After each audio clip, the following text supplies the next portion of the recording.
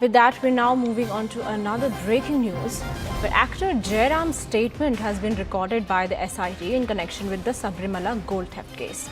Sources indicate that he will be formally made a witness in the investigation. Now, earlier reports suggested that the gold-padded copper plates were to be taken to Jairam's house in Chennai, where a puja was conducted.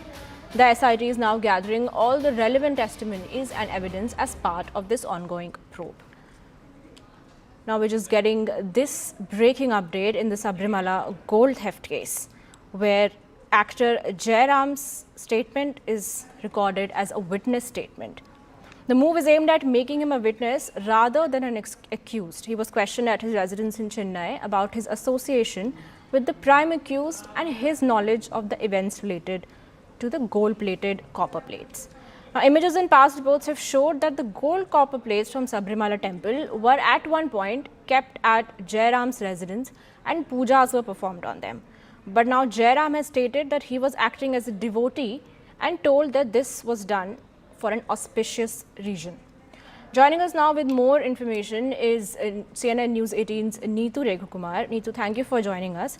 Now, the SIT has recorded that actor Jairam's statement with a view of making him a witness rather than accused. From an investigating standpoint, how significant is his testimony in narrowing down his involvements as a witness and gathering the chain of events? See, how actor Jairam comes into the picture in this entire incident is that the gold-padded copper plates, when it was taken out and taken to Smart Creations in Chennai, during that time, it was kept at his residence and certain pujas were done on this. So that is how he became associated to that, and there were pictures of him with Unnikrishnan Poti and the pujas being done. So what we understand is that the SIT has taken his statement and he would be made a witness, is what we are learning through sources, because there are many accused in the case.